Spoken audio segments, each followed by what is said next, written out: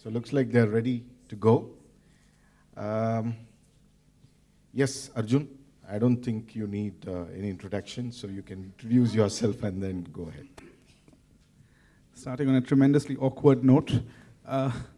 Good morning, thanks for being here. When we started earlier today, someone said that the room might have 5 or 7 people. But to see such energy in a room is obviously fantastic for both of us. Sangeetha, of course, is the counselor, and a very popular counselor, I might add, at the Kodaikanal International School. And when the idea came about to talk about community, I was very glad to involve her, because boarding schools, in some ways, really push the idea of community for the right reasons. Just to sort of give you a perspective, an idea about what we're going to talk about. For me, I was born and raised in Calcutta, and I went to La Martiniere, which was a sort of foundation in growing up. Because when we were in the 9th grade, we were introduced to the community service aspect. None of this was marks related. None of this had a tangent that you are going to get grade A or grade B if you showed up. It was more about understanding Calcutta as a city. So they divided us into different groups that had opportunities to work with Mother Teresa's foundation, which essentially meant going to Little Sisters of the Poor and meeting the elderly, talking to them, understanding them, their needs. And as we later realized in life, it was just spending some time with people that worked out as community service. The other aspect was working with children with special needs, which I think was very important for many of us at the age of 14 and 15 to understand. And finally, we worked with children from slums, where we distributed free medicine on Sundays. Again, the key element to this was the session used to be held on Sunday. As we've started looking at college applications, and a lot of you in this room hold pivotal positions in some of the best schools in this country, the question that Sangeetha and I will raise to you, and we're going to make this very interactive, is how ethical are essays when you're writing them to college? Because you spend 800 words in your Common App talking about a village that you light up, or building toilets, but the moment you get to Harvard and Yale, what happens to those toilets and those villages you want to light up? So from the point of view of counselors and directors and principals, when you see these essays, what is your take on it? Do you actively call the child and say, okay, what's your future plan? Or you say, 2350 on the SATs, community service in the essay, Ankush's name is going to go up on our website as he's going to Harvard, which means more children will apply to your school because you're sending kids to the Ivy Leagues. So, Sangeetha, first and foremost, do you have a mic? Okay. Okay. So at Kodi, what does community service entail? So, hi, good morning, everybody. As Arjun mentioned, I'm the Careers and College Advisor at Kodaikanal International School. Kodi is about, KIS is about 115 years old, and so we've been doing some of these things for a really, really long time. And I think it makes a difference because we are a residential school. What we've started to do right now, just in like 2-3 minutes, I just want to tell you, is that basically, it's called social experience that we have for all the students, and we started about the middle years program with them. From grade 1 to grade 5, they just talked about it in the classroom. It's education that we do with them, starting to tell them how it's important to look just outside your little egocentric world, you know, that it's important that you actually take care of people who you may not know. From grade 6 onwards, we have something called social experience, and actually Arjun and I talked about it's mandatory in the class right now, and that also there's a pro and a con to that, whether, you know, do we really want to have it like that. We have a lot of student-led programs on campus, like Amor, which is helping kids with cancer. We have something called Youth Rise, which was started by a boy here in Bombay. Those are some of the different initiatives that we started, but we really, what we want is for the kids to actually want to do it, not they have to do it. And so I just wanted to give you an idea of what we do in Kodi. Also, when we're planning this session, I think what I'd really like to do is to have as much interaction and engagement with all of you. Because obviously every school, and I say obviously very wisely, because we all have community service in our schools, because there are different boards with different requirements, but community service is important. So this is going to be a conversation between all of us, because we need to try and find solutions for better practices. One of which is, how many of you here in your schools have multiple options for your children to contribute to community in different ways? Now, for instance, if I don't like old people, I mean, I do, but this is hypothetical. And you push me into working with the elderly, and I, in general, don't appreciate going there on Thursdays. I don't look forward to it. So what is an alternative? Because then you're forcing a child to A, do something he or she doesn't like, B, it becomes a little difficult for this child because other kids might like it. So how many of you here have multiple opportunities in your school? Okay, and would some of you like to talk about these opportunities as well? We'd like to pass the mic around. We'd like to make this very interactive. Would anyone like to talk about opportunities at their schools where you have maybe 2 or 3 different areas where children can work around? Good morning, Gauri here. We do have multiple opportunities. Yes, one is the old age home. We take students to the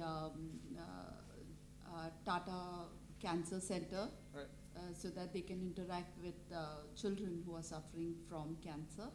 That happens. Then we have a school where they can go and teach as well.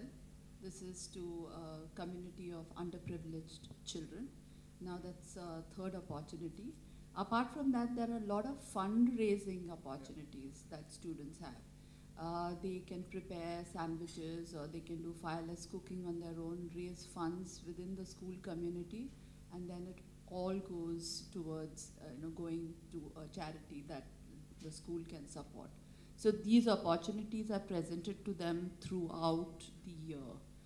So there are several ways in which children can contribute, and different children do different activities. There are cleanliness drives, there are street plays, there are a lot of things that can be done in Kolkata. That's fantastic. Anyone else who wants to? Yeah, great. Let's just open this up. Sure.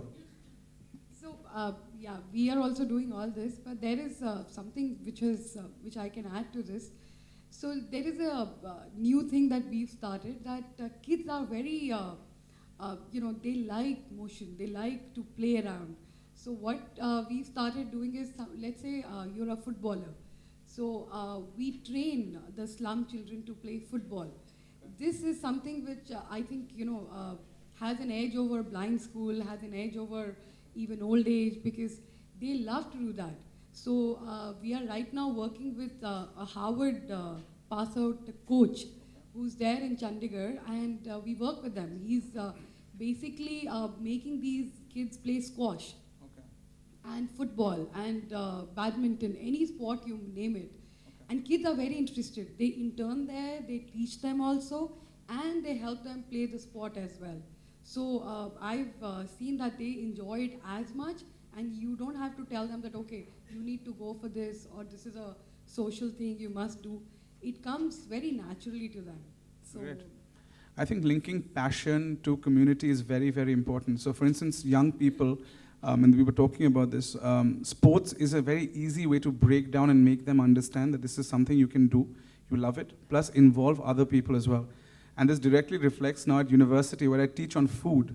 Now once you give them food, they want to understand history. Now if I say I'm going to teach history first, no one's going to sign up for class.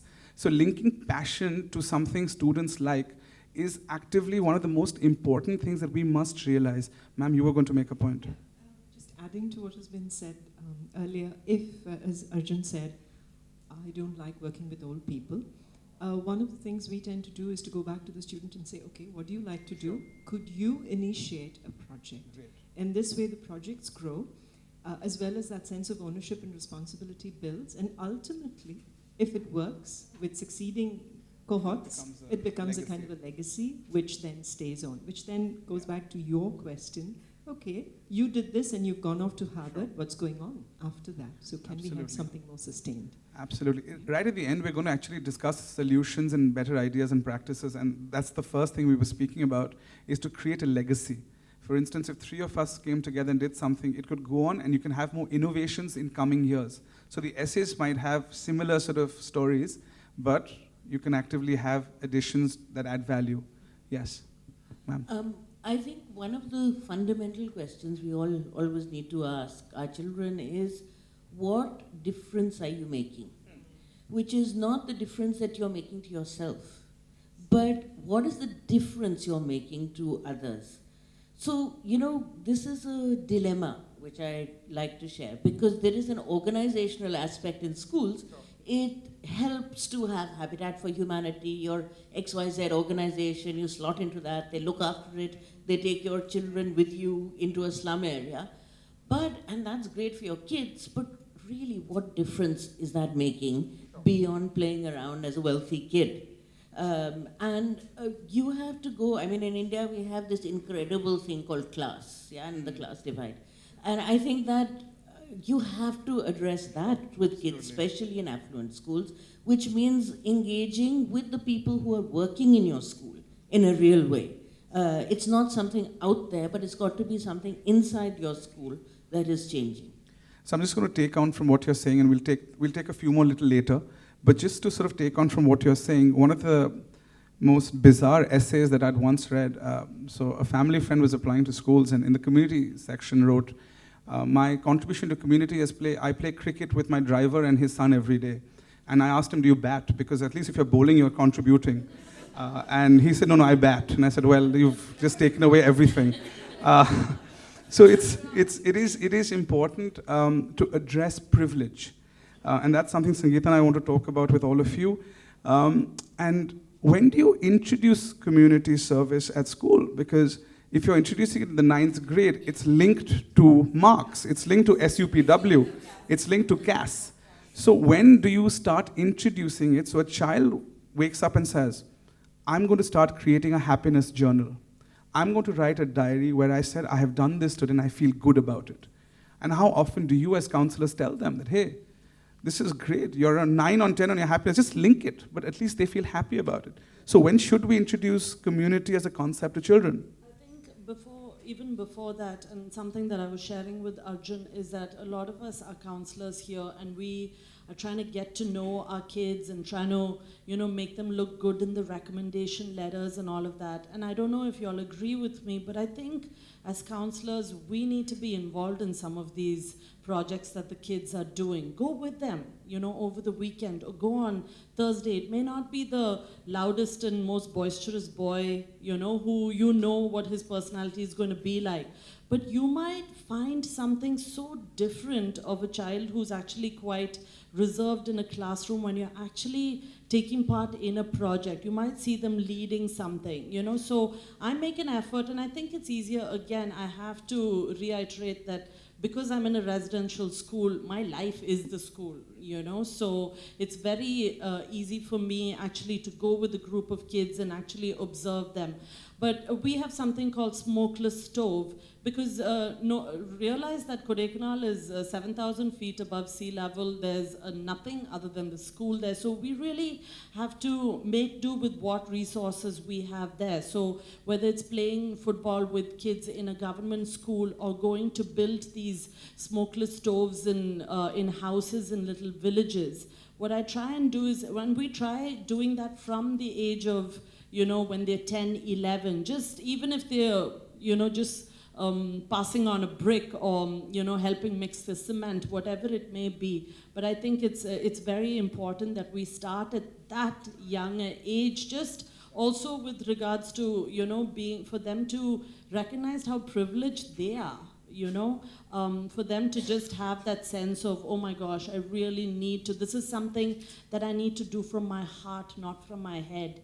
And so I think that's very important. And I think as counselors, it's important to be involved. Whatever, it may be something that's really, really tiny that your school is doing. So it's not about, I think it's so important to keep in mind that we're not competing with other schools with, oh, my community work is better than yours. It's at the end of the day, what lesson is your child learning? And I think that's what's really important. And sort of taking away from yesterday's keynote address, and the Riverside School, for instance, is a school that I've spoken at a few times.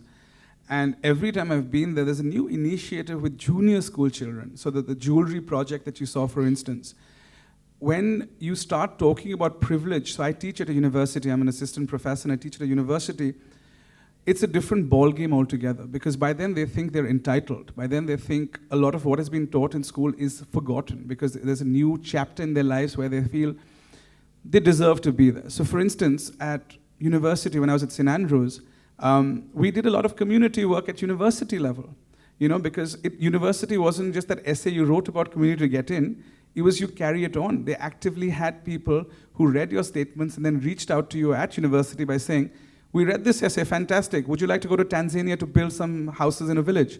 So the people who lied about it, they're in trouble, but the people who genuinely wanted to had a blast.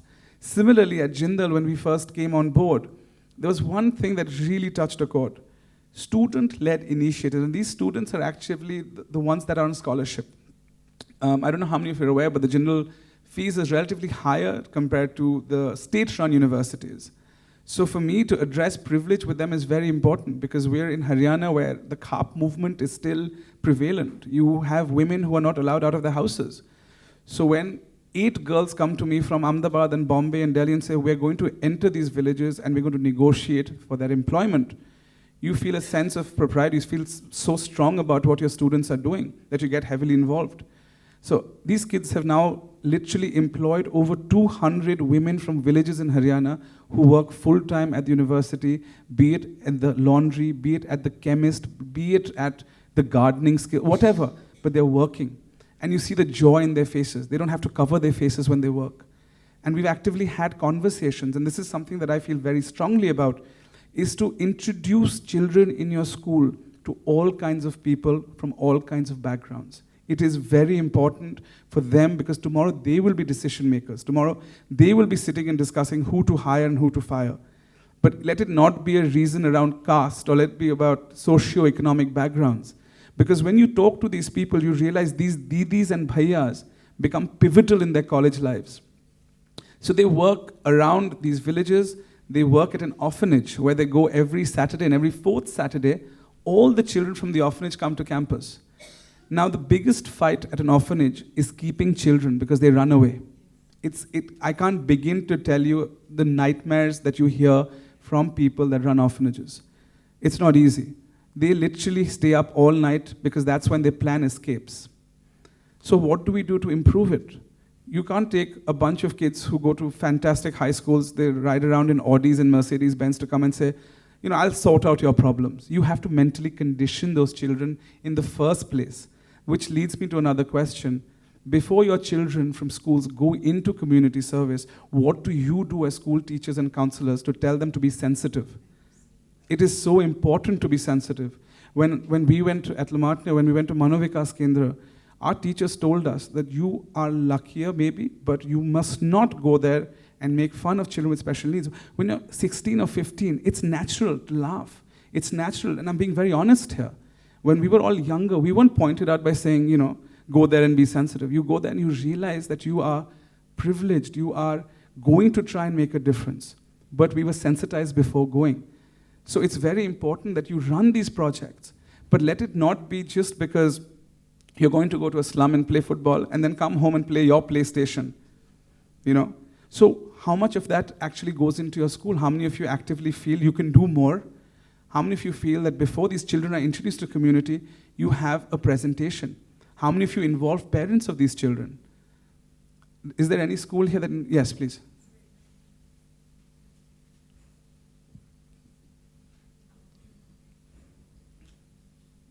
We have a similar program in our school. I'm Meenu from Sanskrit School, New Delhi. Of course. And for class 11th, of course, those visits to orphanage home and old age home, we do start from 6th or 7th standard. Great. But yes, when they are in class 9 or 10, it is a part of CCE also. Yes. But class 11 students, it is mandatory for them to go for a rural sensitization trip. We take them to a village for 4-5 days. They stay there and they work with those villagers. And in fact, if they are working in the farm, the other day I asked him, I said, when these kids are working in the farms, is it just for the sake of giving them an experience, or it really helps? Right. So they said that, it saves 1,500 rupees for every farmer.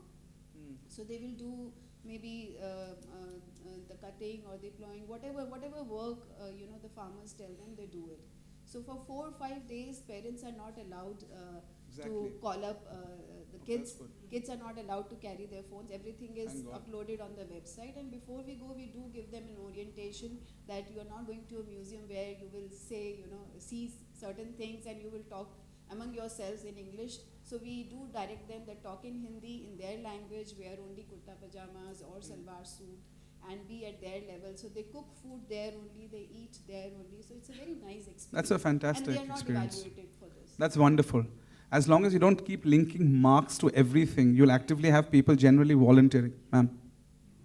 Just wanted to add about sensitizing beforehand.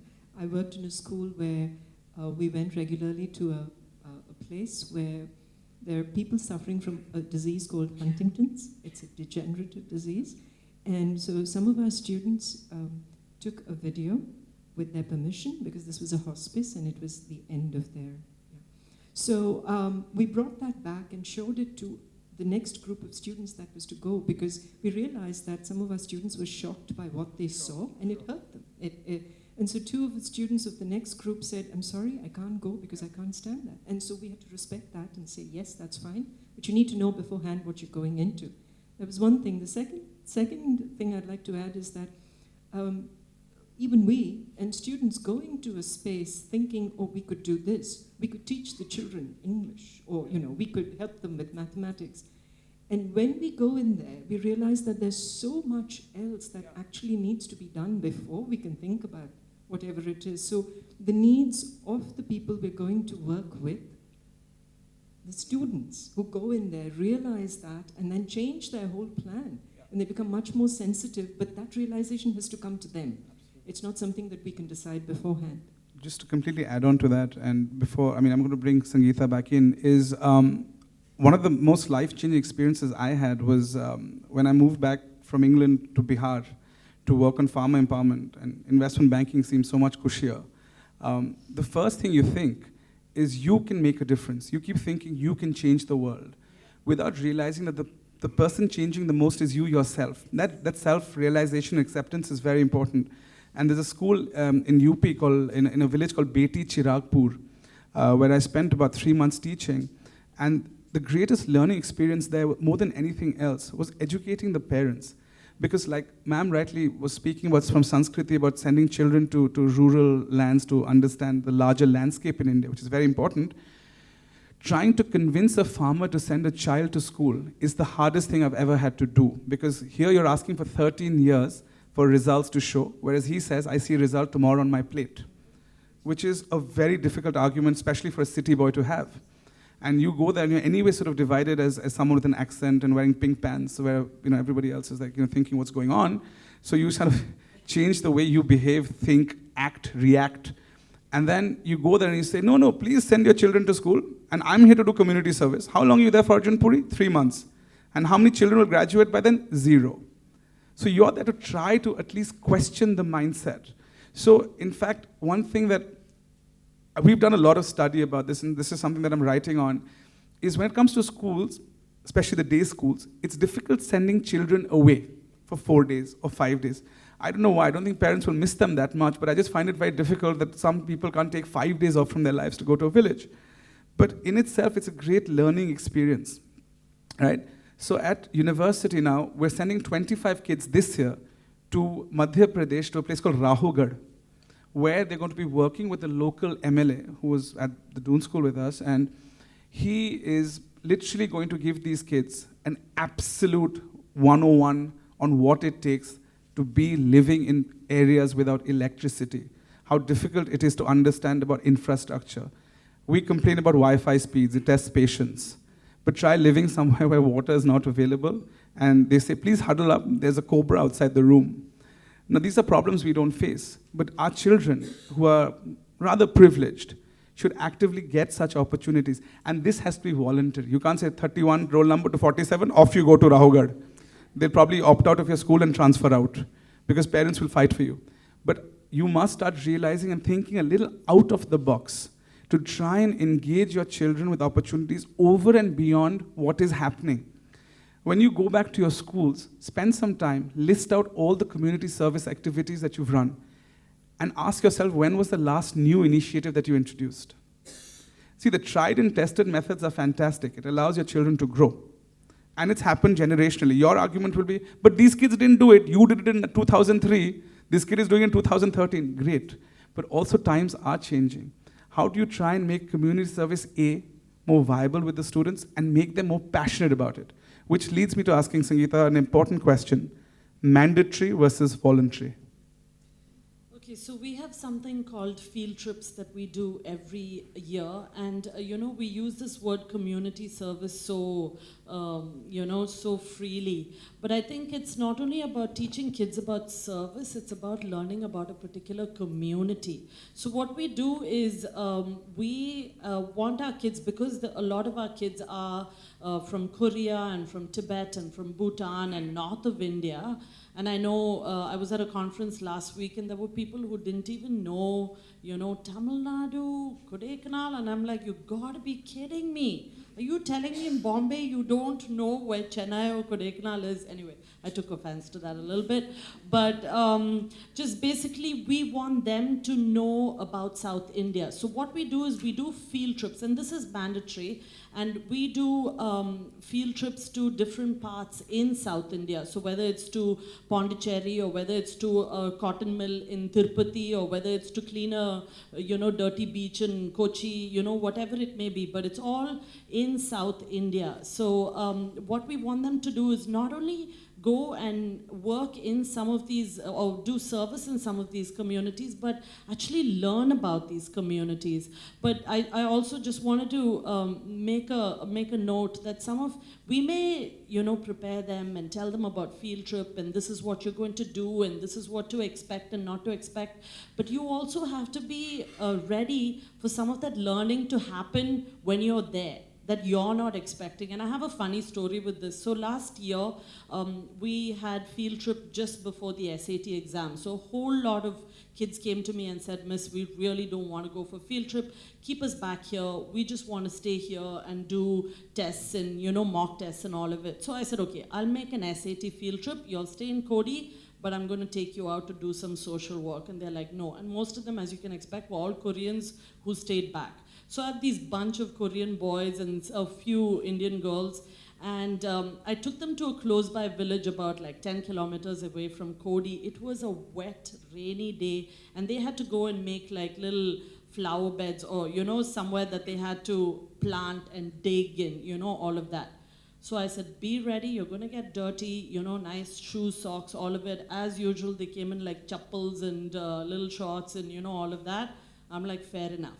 So we get there, and the guy at the place that we were supposed to do the work is telling us what we need to do. He's giving us the shovels and everything.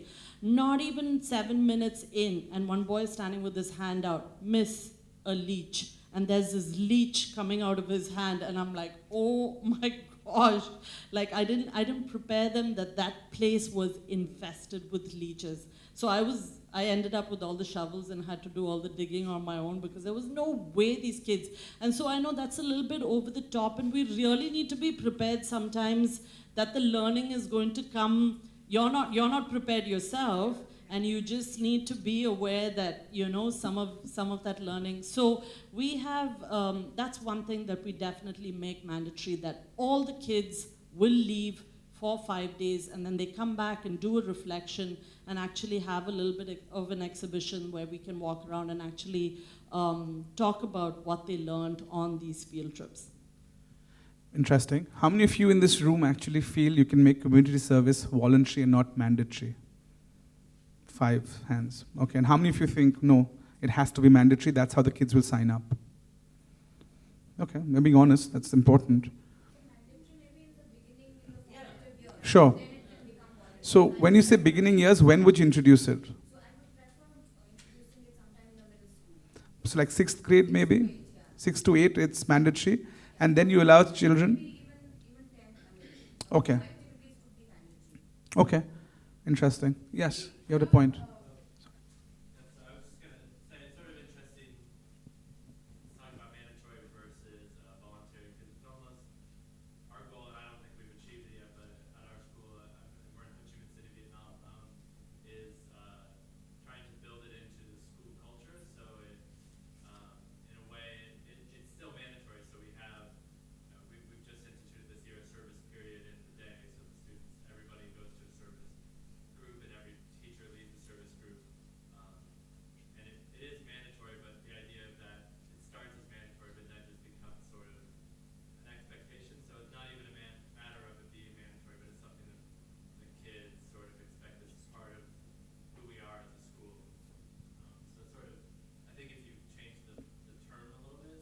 Sure. Do you think you can make community service fun for students? But it's not. I love the reaction, but the harsh reality is if you ask a student in your school, you'd say 75% will say, no, we do it because of SUPW and CAS. Sure, please. See, I never tell them that, oh my God, you have to go and make a difference in the world. I never do that. I always tell them, do you want to find out how privileged you are? And do you want to know that how, you can learn from the world and you should realize that, you're so privileged. So when you tell them, oh my God, you're going to go give something, they always react, oh, I don't want to give. So I think the entire, this thing is wrong. You should never tell them that you're going out there to give something. I always tell them that you're going to be the takers. You're not going to be the givers. Interesting. The minute you change the theory, and I've always seen that the kids that I've worked with, they are the ones who have benefited, not the ones that you've gone out to service. Sure. So I think that makes a lot of difference. You need to Fair inspire enough. them. And it has to be voluntary. It cannot be mandatory. Sangeetha, See, your what I've point? noticed really quickly in Cody School, we have social experience, which is part of the curriculum. It's already in the curriculum from like grade 5 onwards. But what I've seen as, because you make it mandatory, by the time they come to grade 12, they've all got food distribution and everyone's got the same thing on their CV. Do you know what I mean? And what we need to do is somehow through that process that, they're doing social experience or whatever, just get them to find something that they're interested in and want to do on their own. I think that's where we have to. So yes, mandatory is important, but at the same time, it needs to come from, their own initiative at some point.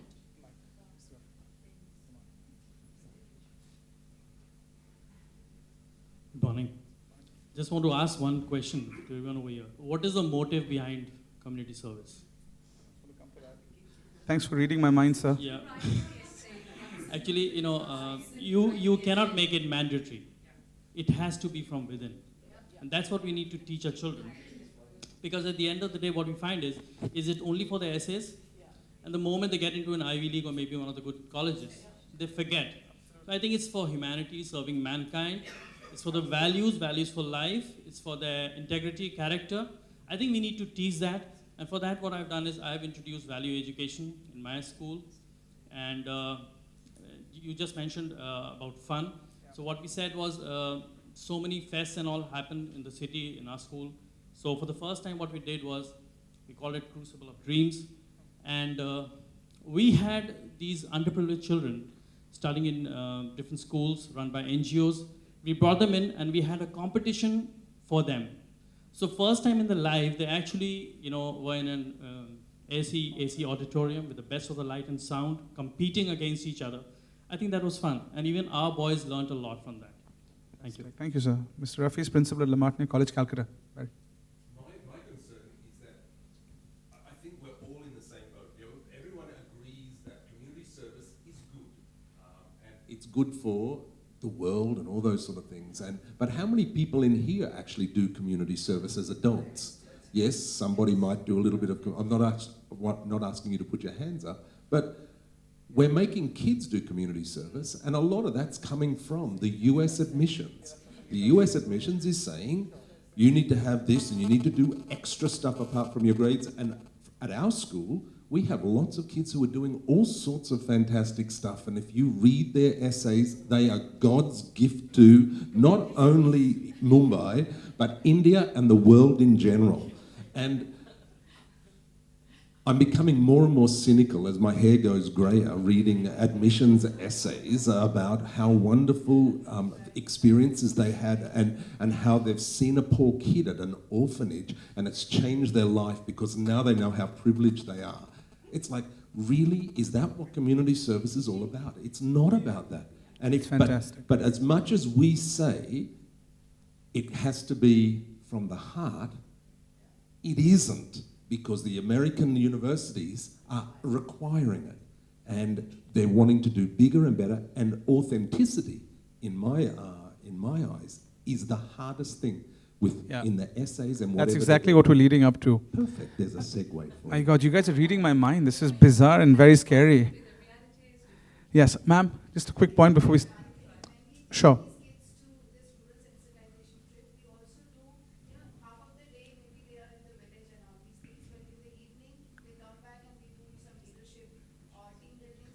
Okay. So basically, when we take these groups, we take mix of students, and we make groups where we don't make groups with their friends. Hmm. So I personally feel that it's not only important to sensitize them towards the farmers or the villagers or the other needy people, but also towards each other. Each other. Because there's a lot of groupism in class 11 Yes. and Sure. community. Yeah, they themselves are a community as well. It's over and beyond how, yeah. They always report that now they have more friends, and they are more sensitive towards each other also. Great.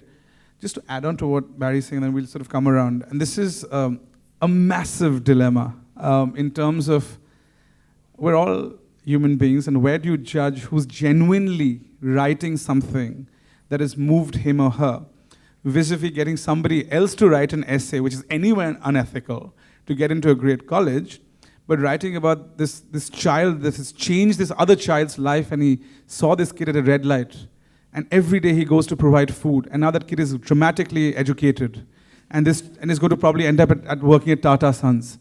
And it's all come through because this child met this other child at age 7. And through this journey, I've actually read this, which is why. Yeah. Well, so how do we, and this is a very important question to all of you sitting in this room. Where do you say enough is enough? When do you actively put up your hand and say, get to my office and walk me through this essay? Because you yourselves are so time bound, and kids are very last minute when they come to the applications. You're reading the SOP 3 hours before it's supposed to go, and the parents on the phone saying, you haven't yet approved my child's essay. It must happen to all counselors sitting here, because I know friends who are counselors who get that all the time. And not at your school maybe, because the kids are great. But, and well looked after and privileged, and they're from the Ambani school. But the idea is, where do you wake up and say, this is wrong, I know this child? Which takes me back to Sangeetha's point right at the start. You have to be involved in the entire activity to actively point and say, yeah, that kid does work, that kid does give a damn. On the other hand, that kid comes, takes a selfie with another kid and walks off and writes the most moving essay because he or she is well connected. Again, experience that. Because she was also on my Instagram and I was just like, what's happening with this kid? But this is a question to all of you. When do you say enough is enough? And when do you ask your counselors to be involved with all these activities? Ma'am? I have 2 questions. Sure. One is that Could you also introduce yourself? I'm Arpita Modi, running from Nija Modi School in Jaipur. So my question is that are we making our children feel guilty that they're privileged? That is one. Okay. The other thing is, if I break down to a grade 5 level child and start him or her doing community service, what is it that I can do to make that program successful? I mean, I don't want marks and all of that. But there has to be some way that we can assess that it's making a difference. And I abandon this and do the other. And at grade 5 level, if I tell that child you have to go make a difference, that child has no idea Of course. what difference is. So how do I start them so small to make it meaningful at that child's level? Because that child's life is revolving on homework, grades, what to wear. You've summed it up in your own words, by the way. Yeah, I did, but because how do I really break it down and say that you will make a difference and it's easy for you? And it's not making you go into a place where you're not comfortable. Sure. Just to take the first one in terms of... And also, okay. how relevant are these fundraising activities? Don't even get me started on that. We'll come to that. Just to take the privilege point, rather than using the word guilty, privilege is taken for granted. And I completely agree with you when you said you don't want kids to feel that, but you had to, at some level as an educator, make them realize a little bit more about humanity. There's a story that broke out a few days ago about a man who was hit on the road, and the person went and collected the mobile phone where this man was bleeding to death. I'm not saying out of 120 kids of yours that you will talk about privilege and humanity and community spirit. Maybe 7 of them will drive by. But even if one kid from that class you speak at stops and does something, he will impact a generation. So when I talk about privilege, it has to be subtle. I don't know how many times, we grew up at La Martiniere where people realize the value, even at Doon, you realize the value of understanding where you stand in society. Many of my friends from school work full-time NGOs after getting Ivy League and Oxbridge education. It came down to what, in many ways, they learned in high school and how they've transformed their lives. And you can make money through social causes. I'm not saying that they're going to be having Maggie and toast for the rest of their life. They can go to Wasabi as well, but you can do well. It comes down to understanding privilege. It comes down to making your children, not preaching. It has to be subtle. You can't have a class and saying, welcome to privilege, and everyone comes and you give them a little handy card. It doesn't work like that. And there are some great schools in India that are working so subtly around this. The second point, and I'd love for other people to contribute as well. When I was in class 4, I didn't really know much about anything else because I was either in drum class or I was reciting poetry or I was swimming or I was playing hockey at school. Then you introduced me to saying that you have to go to this old age home. And you're sitting there literally like this, and there are 40 other people sitting, and you're just sitting at them and looking at everyone, they're all looking at you. And it's, needless to say, it's a little weird, because no one's made me realize that I'm going to go there, and they just want to tell me stories. They want to talk about the World War. They want to talk about Jyoti Basu, who was the chief minister for many years. Great. But when you come down to understanding what so many other people said, you have to find the right fit for your child. Maybe I don't believe in questionnaires or psychometric tests that define careers. But one-on-one counseling with children, maybe over a glass of juice to understand what the child cares for. You'd be surprised as to how many kids today in class 4 and 5 genuinely care more about the environment than children in grade 11 and 12. You will be so surprised. I went to a school in Delhi recently and I met the 4th and I was blown away. I don't know what water they drink at their school, but they were so bright and they said, this is the problem and I hate smog. And so passionate about smog. And I said, wow. So you have to come down to their level to understand what they're passionate about rather than creating a rigid foundation by saying 8 things, 400 students, divide them and send them. So that's something that we have to work at our own levels. Now, just coming back to a point that Barry made, how many of you face essays when you feel are completely out of line? Be honest. I'm really glad you brought this up, Barry, because this is something that breaks my heart. What do you do about it? So you just approve it and the kid goes off to college? We ask them to prove, we ask them So you do that? very tactfully, we work on it. Okay. Because you couldn't have done all these things and it's sounding like a resume. And we even go out and say that, if there's somebody out there helping you, Let us know. it's not your voice. And, the universities want to hear your voice.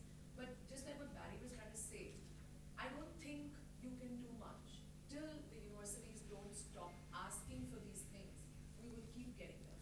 But the university stopping is going to be the last resort, right? Because the way the American application system works, and if you look at the number of kids that are applying to the US from India, it's the largest pool in many ways.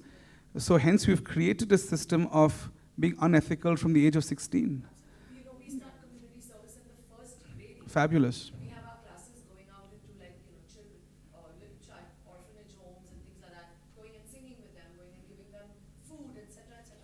It starts then. So you start it mandatory, but then they take it on to be voluntary, and they're doing so many activities. We're not sure whether they're really doing it.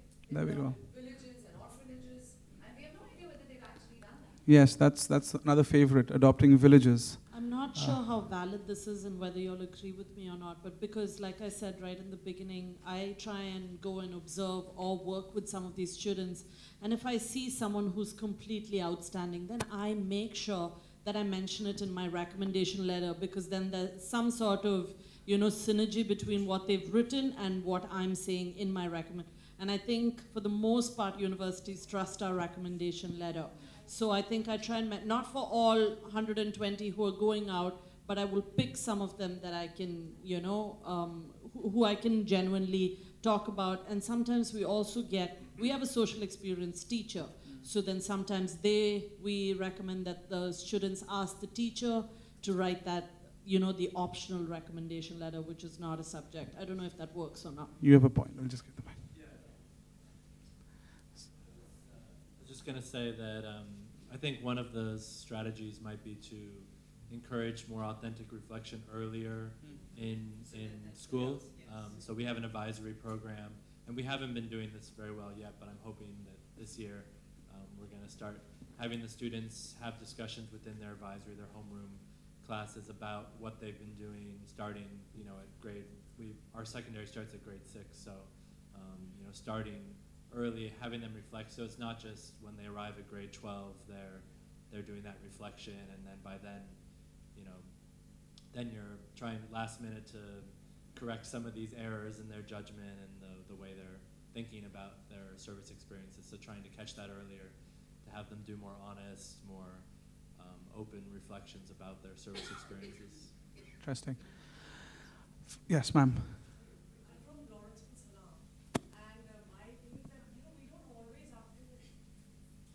We don't always have to go out of our campus to make a difference. It's right on the campus. So there's the support staffs, children. So there's child education. There's talks on hygiene given by students who volunteer to do that, and things like educating the wives of our support staff. And so that is, and also they think of projects. So for instance, how to use Nutella bottles, which they get for breakfast. How to get it back from the mess and clean them up and use them to plant things, and the baking club bakes stuff, which then is it's like put out for sale when we have house shows. So the parents buy the stuff, and that again is put together. So it's all, you don't have to go out. Sure. Really. You have Nutella. Oh yeah. Wow. I know my parents sent me to the wrong school. No, it's only now. Okay. And also things like the environment, because we have a lot of pine trees. Sure, We have forest fires. So the kids kind of think of things, how to clean it, and which area of the campus really needs to be cleaned up. And in case of a fire, they all get together and. But credit where due. 2 of the boys that are currently running a lot of the community service at Jindal are from Sanar, including Ajay Sohol, who's the 4th youngest to climb Mount Everest. And he does a lot of work on campus, and I think it comes down to your upbringing and also the school. So, Barry, you had a point. One of the things I think we need to consider is reflecting upon what service is and why we do service, and whether we're actually doing the right thing. Is it right for rich kids to keep on going to orphanages? Are we having a negative impact on the orphans? Is community service only working with poor people, or is community service working with each other? The student council? Absolutely. And putting on performances, or putting on the dance, or organising the sporting teams, or organising the competitions. That's all service. We're serving our community. But what happens is, if I look at the list of service opportunities at our school, we have a big, long list of poor people. Poor people, poor old people, poor kids, and poor stray dogs. But we don't have on that list a whole lot of things that are just serving the community. No, I mean, you're doing some service to community right here, Barry. But to be honest with you, I think the definition of community service has been contorted by counselors, where they have made parents and children, generationally since I went to school, that community service is off you go and help someone poor. Are you doing that? If you're not, but what if I came together and united 5 different sections in my school where religion is an issue? That's also, in a way, serving my community. I'm trying to sort of promote secularism. But no American college will trust that. They'd much rather see me working at an old age home. So I think in many ways, all of you are responsible now to try and change the mindset, which now comes to 2 large points. How do you involve parents? And fundraising. Is fundraising linked to community service? Or is it a shortcut for...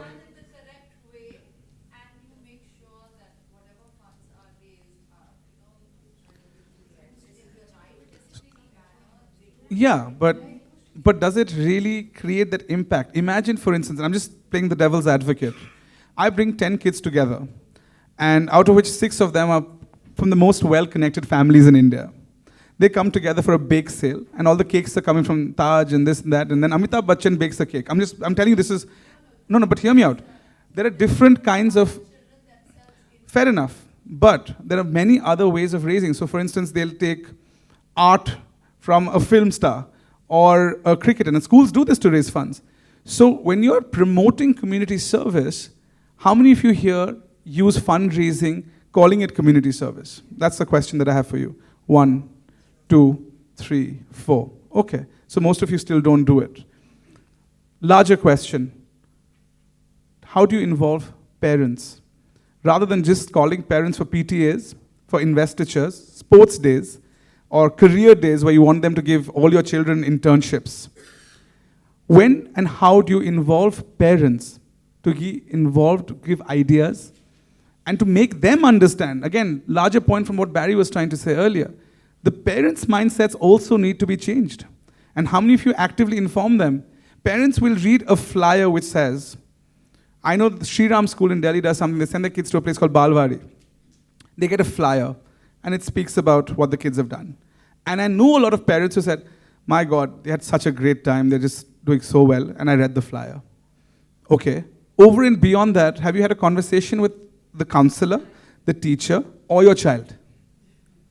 So how many of you here actively meet parents, have forums where you discuss community and the importance of it? Not just from the college aspect, like he rightly said. How many of you do that? 1, 2, 3. Okay. And how do you involve parents more?